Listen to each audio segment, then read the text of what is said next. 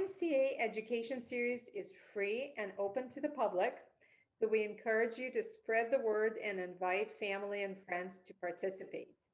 We host approximately 8 to 10 of these events each month, varying in all different topics. This program will last about an hour, and you might find that you have questions during the presentation, which we'll be happy to address at the end of the program. When you have a question for the speaker, simply type it into the chat section on your screen, and I will relay the question to the speaker at the end of the program.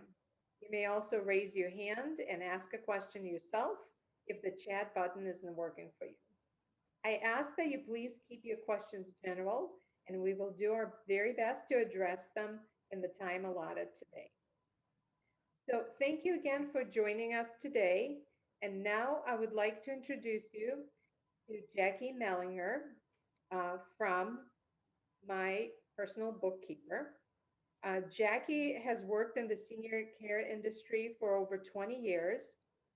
She's owned several home instead franchises with her husband, and she is the owner of my personal bookkeeper. Lisa Lipton, I would also like to introduce Lisa, who is the Community Outreach and Development Manager for my personal bookkeeper.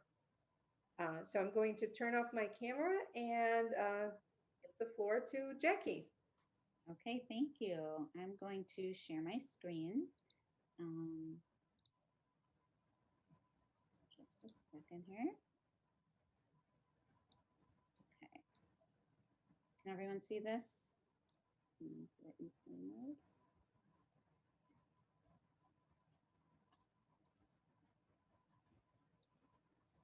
Okay, so first I want to say thank you to Anna and the North Suburban YMCA for inviting us here to speak today.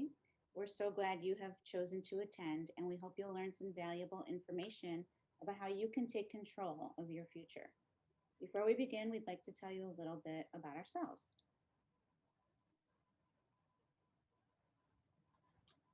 As Anna introduced, I'm Jackie Melinger. I am the co-owner of my personal bookkeeper, and I am the one managing the company.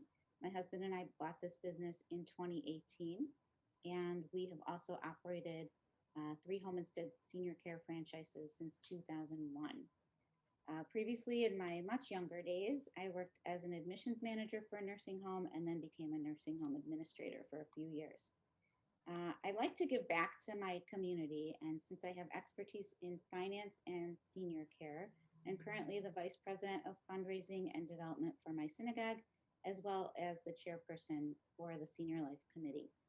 While I share my professional credentials with you, I believe it's just important to share my personal credentials. I am a daughter, a niece, a wife, a sister, an aunt, and a friend. It is through these relationships that I have gained the most valuable experience. I have cared for my parents, my in-laws, and several aunts and uncles in many ways. Lisa? Good afternoon, everyone. We're really glad to be here. As you can see from the slide, and as Anna mentioned, I'm the Community Outreach and Development Manager for the company, which is really just a long, fancy way of saying that I'm responsible for the marketing.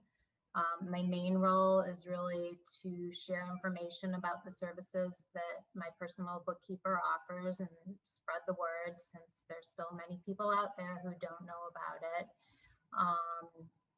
And I also help provide some support for our daily operations.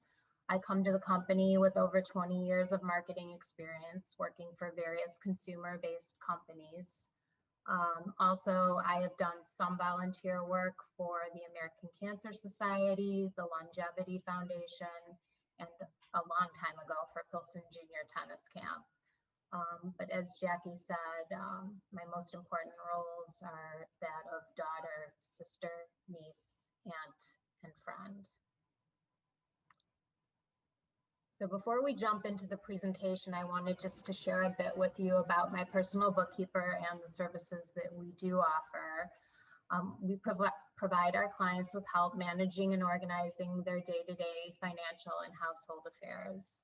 Some of our most requested services include bill pay, whether it's manual or setting up auto pay online, We help with tax organization, so we'll help get important documents together for your accountant and work with the accountant to make sure he or she receives what's needed in a timely manner. We help with insurance claim management, so if you need help with your explanation of benefits and if there's any issues with claims, we can help with that. We'll go through your mail and help sort through what's junk mail from necessary mail, as the two can often look very similar. And given all the mail that you might get and the documents that pile up, we can help create a filing system, whether it's a physical filing system with file folders, or we can set something up digitally in the cloud so that not only the client can access it, but other individuals such as family members and professional advisors. All of our services are customizable based on the client's needs, and we do offer a free, no obligation consultation. And certainly, if any of you want more information, please feel free to reach out to Jackie or myself, and you can visit our website at mypersonalbookkeeper.com. So it's been a while since our extended family has all been together for a holiday, but hopefully we'll be back to doing that soon. I know that when families get together for holidays or just in general, there are many different personalities and dynamics that come into play. So it's important to have conversations with family members, which is what we're going to talk about today. But holidays probably aren't the right time to have these discussions. You should set aside a time to really talk with family members or loved ones on a more personal level. So this slide identifies reasons why families tend to avoid what we're going to call the conversation. So actually having a conversation about what your wishes and desires are for later in life. The woman who started this business, Kathy Sproul, had her own personal assessment of family, which is really spot on. And she divided family into 4 categories that really correspond to each of these bullet points. So first she had the kumbaya family, and that's the one where everyone gets along, everyone completes each other's sentences, and they probably have had the conversation. However, statistically, this is the minority of families, as you can probably attest to. Then there's the family whose children don't want to get involved, and it's not because they don't care, but perhaps they don't want to intrude on their parents' private matters. They may feel like they're prying in their parents' lives, or maybe they just don't want to admit their parents are getting older and they don't want to face the reality of the situation. And even if mom and dad want to talk about these things, chances are good that mom and dad are going to be met with resistance because the kids really just don't want to go there. Then the third type of family is where the parents don't want to talk to their kids. They may fear that if they tell their kids their concerns and wishes in the future, the kids will begin to think that the parents are no longer capable of taking care of themselves. Why else would mom and dad be telling us these things if they didn't know something? So, or they might worry that they're going to risk losing their independence, or worse yet, the kids will begin telling them what they should do. So that's a tough situation. And then the last scenario for the family is the family just doesn't want to talk, think, or do anything, kind of in avoidance mode. And it may be that some of these subjects are just too emotionally charged and they don't want to deal with it, or they're just very personal and private and don't want to talk about it. So that's a tough one, but hopefully you can find a way around that.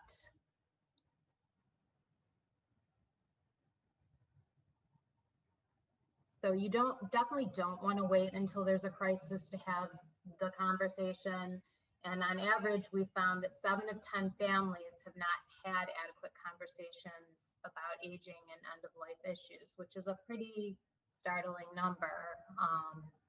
And I'm fairly certain that some of you, if not all of you, have experienced moments that caught you by surprise.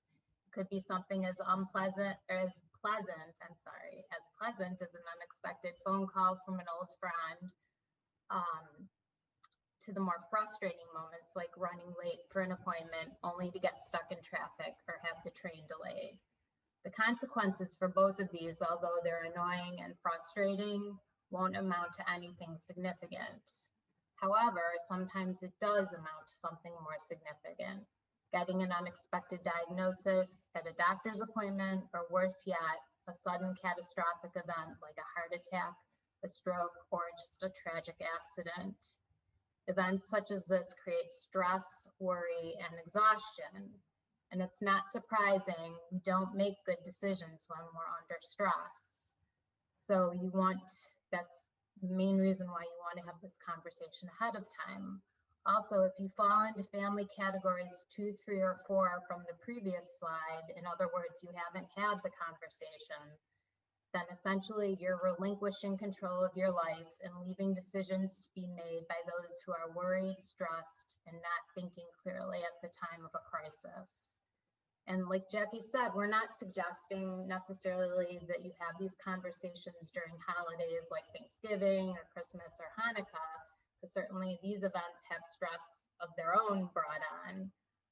Also, it's not just a conversation, it's an ongoing conversation as subjects arise and situations change. And Jackie's going to talk about the impacts and topics for these healthy conversations.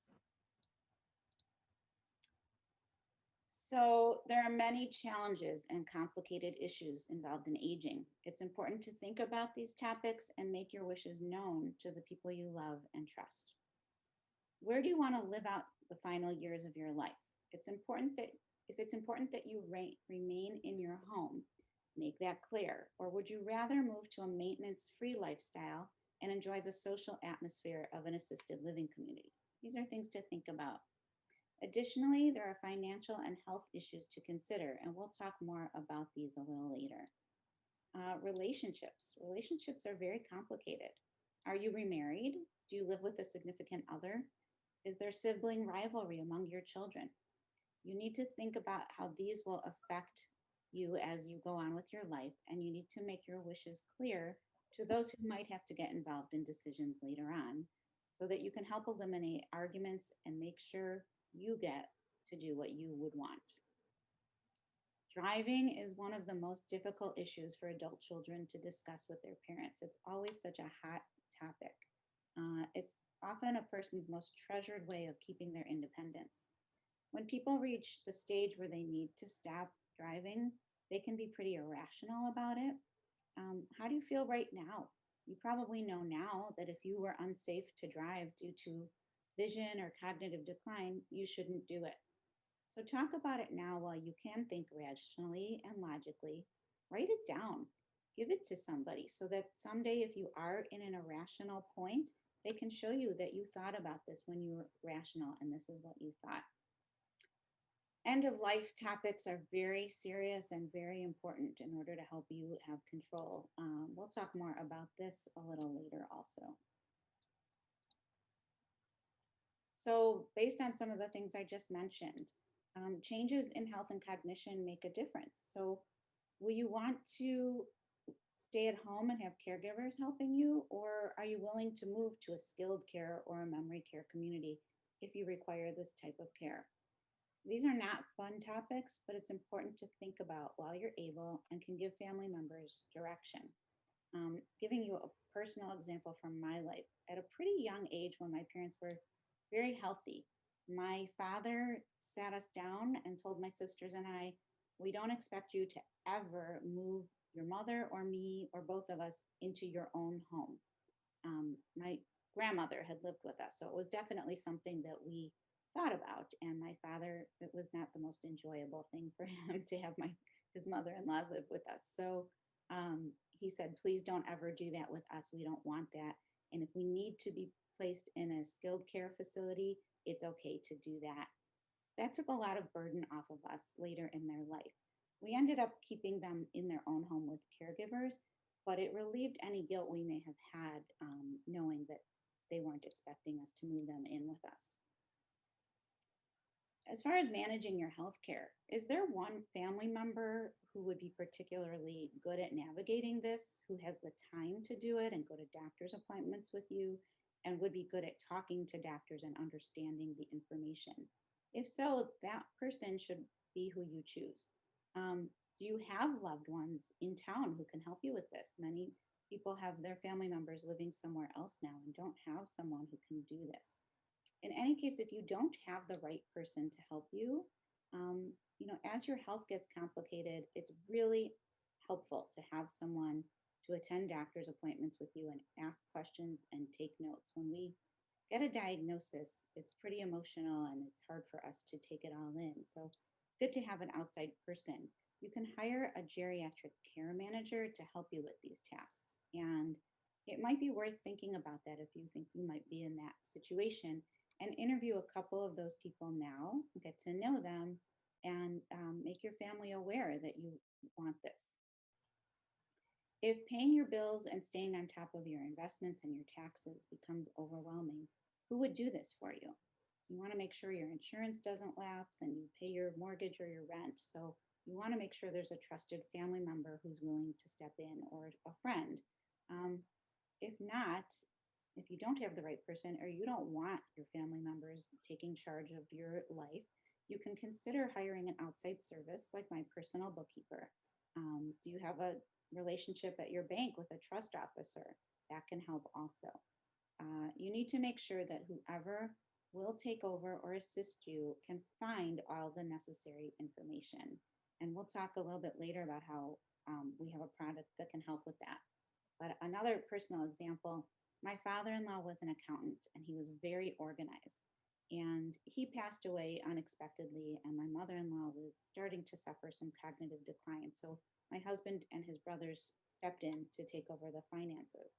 When they opened my father-in-law's file drawer, they found that each file had a note in it explaining exactly what they would need to know to use that account. It was such a gift to them and relieved so much stress. And then, as much as we don't want to think about it, we should all make our wishes known for the final days of our lives. We hear stories of people who never did any paperwork, and therefore the hospital staff kept resuscitating them, even to the point of broken ribs or bringing someone back to life only to have brain damage. These are personal choices, and you can decide what's best for you. But you're taking a huge burden off of others if you make your wishes known and have the necessary documents executed. You're also ensuring that you have made your decisions and are remaining in control of your life to the very end.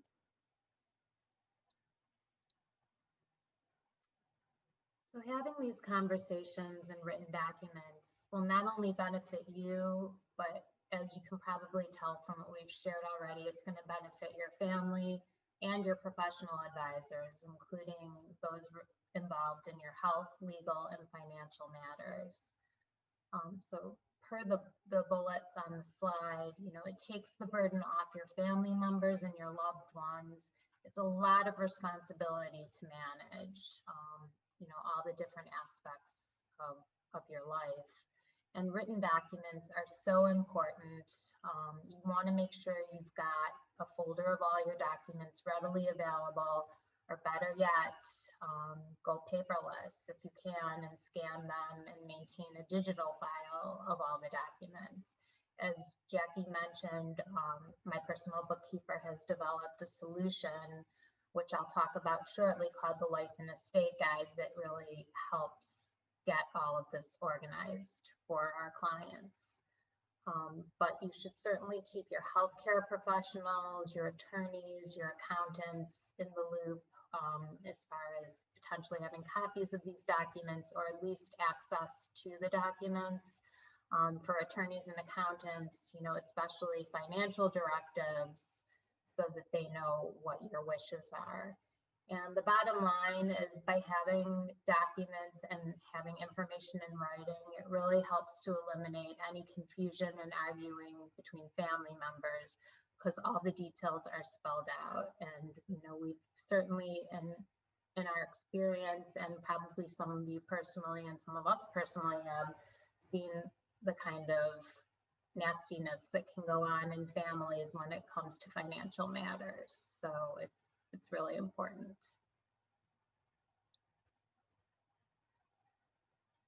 And, as we've emphasized throughout this presentation so far, you don't have to be old or sick to make your wishes known.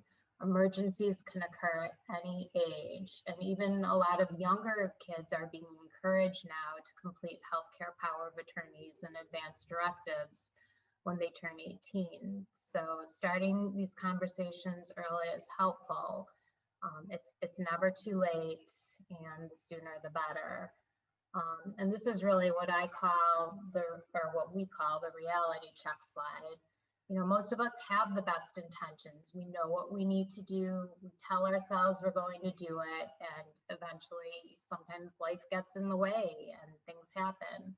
But I do have a brief story to share with you about a colleague which really drives this message home. And I'm sure, you know, in your lives, you've all encountered stories like this, but this happened when she was 49 and her youngest child was in 5th grade.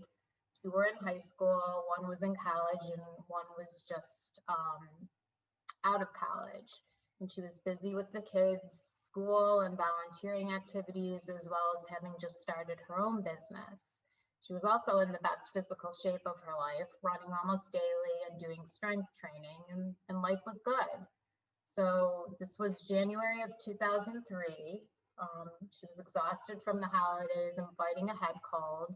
And she was at her youngest son's basketball game when she suddenly felt as if someone had hit her in the back of the head with a baseball bat. So after an ambulance ride to Northwestern and an MRI, she learned she had suffered a ruptured brain aneurysm and required emergency brain surgery. Thank goodness it's 18 years later and she's still going strong. But the statistics for a ruptured brain aneurysm and a positive outcome are very grim, even today with all the improvements in diagnostics and treatment. So at worst, she could have died suddenly, or she could have lived with significant cognitive damage at the age of 49, and her husband and children would have been thrust into making decisions, difficult decisions, for her, and the impact on their family would affect the rest of their lives. Needless to say, she and her husband have put together a pretty specific set of wishes and parameters of how they want to live their lives if and when they can no longer make decisions for themselves. So again, you know, this is one story, but there's so many stories like this out there, and you just don't know. So planning ahead is so critical. I know, starting to sound like a broken record, but I think you're getting the message.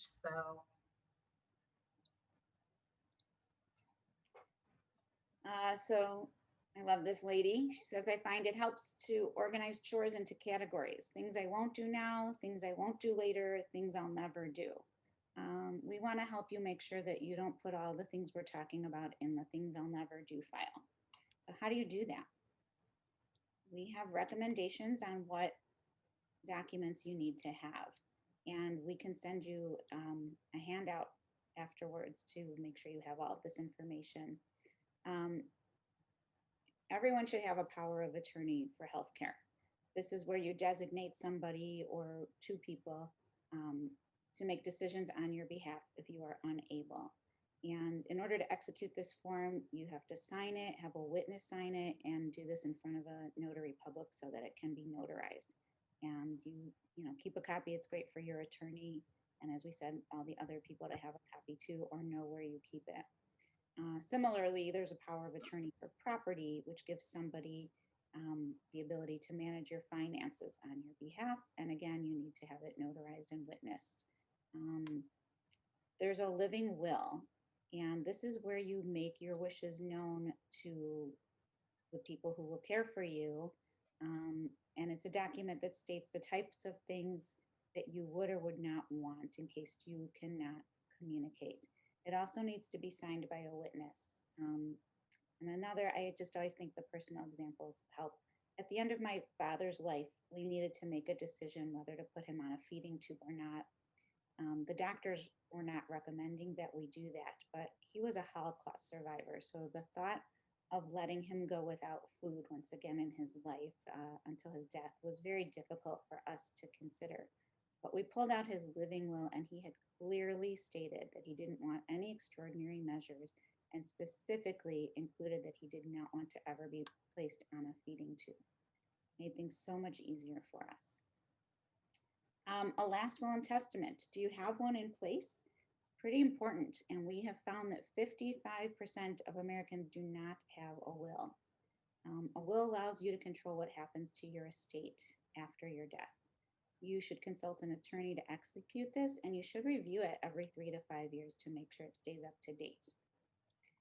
Now, there's a document called the POST, Physician's Order for Life-Sustaining Treatment.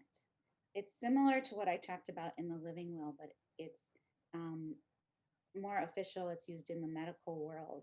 And it's many of you have probably heard of a DNR, a do not resuscitate order. But the POST has kind of replaced the DNR. And the difference is it's signed by a medical professional. So you would need to bring it to your physician. And it's recognized by all medical staff. It addresses not only resuscitation, but also artificial nutrition and hydration, as well as types of medication that you would or would not want. For instance, do you only want medications that keep you comfortable in a certain condition? So these are very important documents. Other issues to consider. Are you satisfied with your professional team? If you don't feel that your financial advisor or estate attorney are working for you, then you need to have a discussion with them about that or consider making a change if necessary. Have you reviewed your assets and considered the cost of care for your future? It's an important exercise to do and then to take those results into consideration when deciding on your future living and care arrangements. Long-term care insurance can be very helpful to pay for assisted living, skilled nursing care, or caregiving in the home. It's not the right decision for everyone, so it's good to talk to a financial advisor who has a good understanding of it. Bill paying services such as my personal bookkeeper can help you stay involved in managing your affairs, and trust officers can help you manage your trust and keep on top of your investments. If something were to happen to you unexpectedly and you were unable to communicate, your POA for property would need to know where all of your assets are and about your bills. It's important to communicate where you keep all of this information. How many of you have experienced scams or fraud? Have you received a phone call in the past year from someone stating that they're from the IRS and you owe money and will be arrested? That's very common. And by the way, that is not real. They will never call you by phone. The IRS works through postal mail. There's also a very common scam called the grandchild in trouble.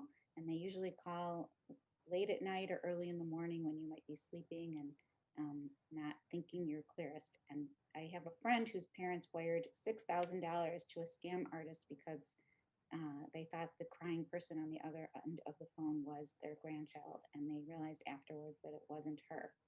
So the reason I bring these up is that you should have a trusted individual that you can go to if something like this happens, or if you're not sure if you should return this phone call or make this payment.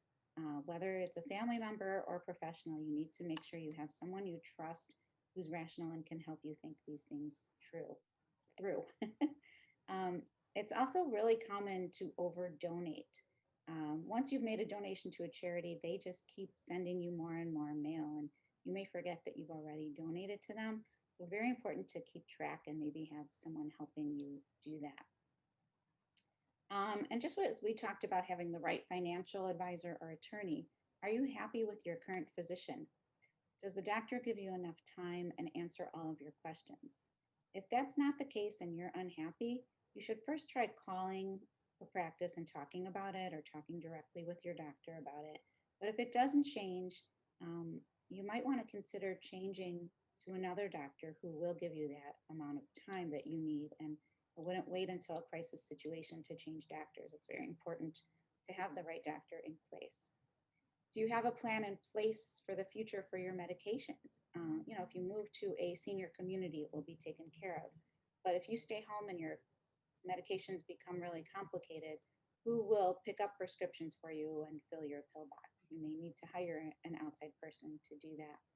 And something that's very simple you can do and important is to put a medical ID app on your phone, which holds a lot of your important health information. On the iPhone, it's part of the Health app, and on an Android phone, there's an app called Medical ID. And First responders are trained to look for it. So your family should know about it too.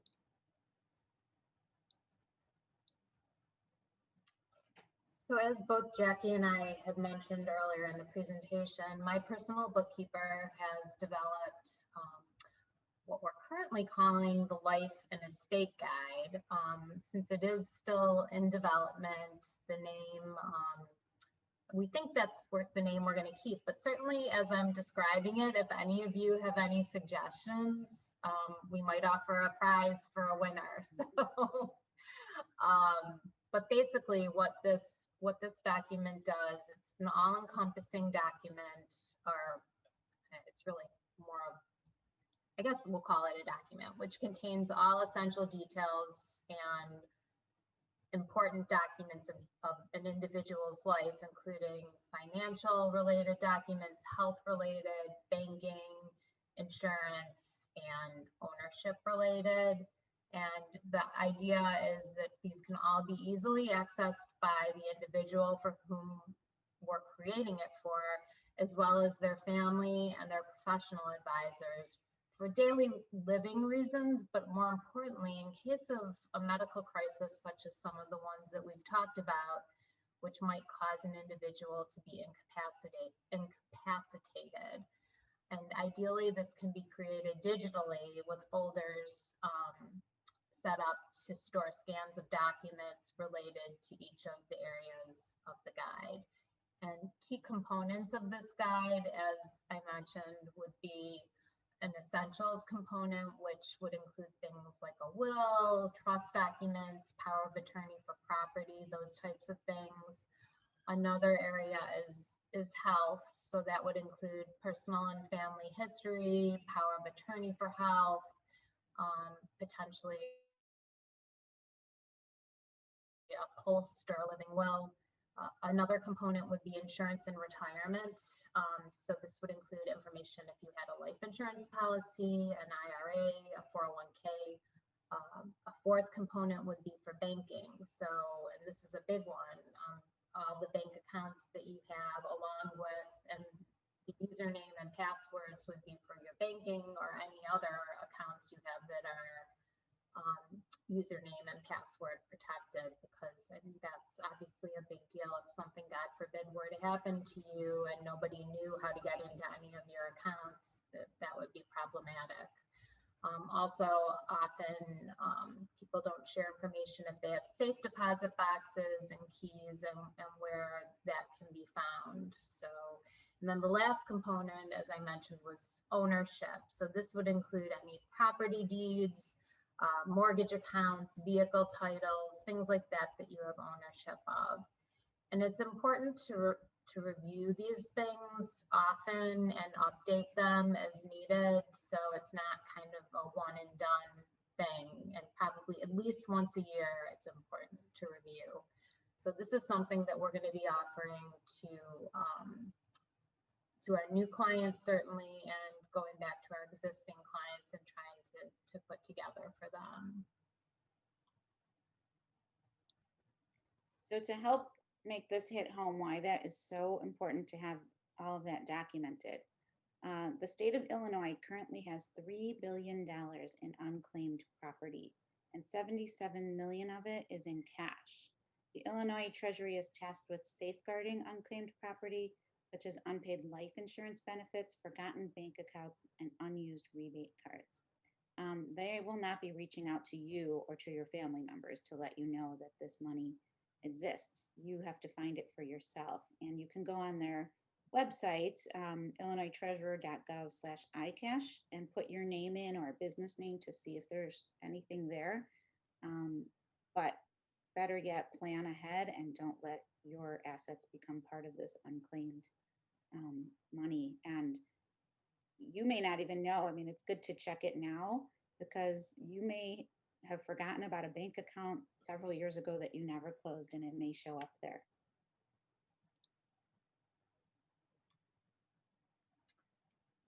Ooh, don't know what happened to the slide, but it's supposed to say related considerations brought on by COVID-19.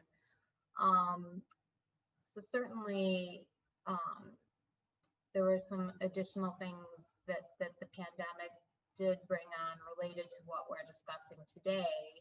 And mainly that's an increased urgency to get all the items we've discussed completed and in place along with the necessary conversations. So it's, again, just reiterating the message that we've been trying to get across, but certainly with, nobody saw international pandemic taking place. So just as, tragic accidents can happen and, we said heart attacks and strokes can happen out of the blue, it's so critical to have all of this in order. Another thing that we saw with the social isolation brought on by the pandemic is some families found that it actually improved the frequency and quality of communications. I think, people went out of their way to maintain contact because everyone was so isolated. And granted, it wasn't in person and we had to use alternative methods, whether it was a phone, FaceTime, or Zoom. A lot of individuals made more of an effort to stay in touch, which is a good thing and hopefully something that will carry forward. And lastly, although telehealth has been around for a while, its importance was certainly magnified during the pandemic, and it looks like it's going to continue to play a major role in how individuals receive medical treatment and advice going forward, even post-pandemic, which is great for individuals who are challenged with transportation to doctor's appointments and getting out of the house. So there were some positive things coming out of this, but I think we're all glad to put it in the rearview mirror. Mm-hmm. So the issues that we're bringing up now of remaining control and making your own decisions are really not new. Betty Friedan said, aging is not lost youth, but a new stage of opportunity and strength. And I think that's a great way to think about aging. And then all the way back in 63 BC, it was said old age will only be respected if it fights for itself, maintains its rights, and asserts control over its own until its last breath. And that's exactly what we've been talking about today, keeping control to the very end. And then just a little funny, the optimist looks at the glass as half full. The pessimist sees that the glass is half empty. But the estate planning attorney looks at the glass and says, the IRS took half because you didn't plan. So let's make sure we don't end up in that bottom.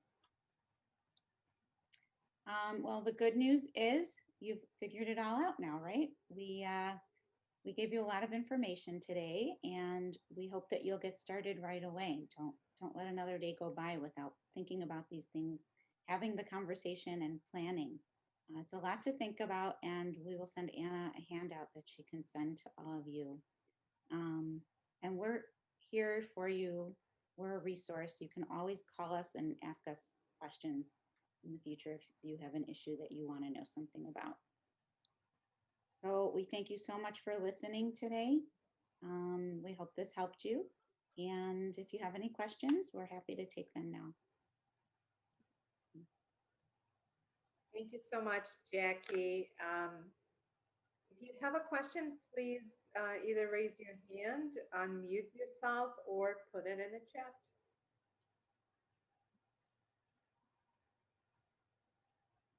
I know sometimes questions don't come as quickly. Sometimes you have to digest, right, process it, and we can always follow up with you later as well if you leave that information on.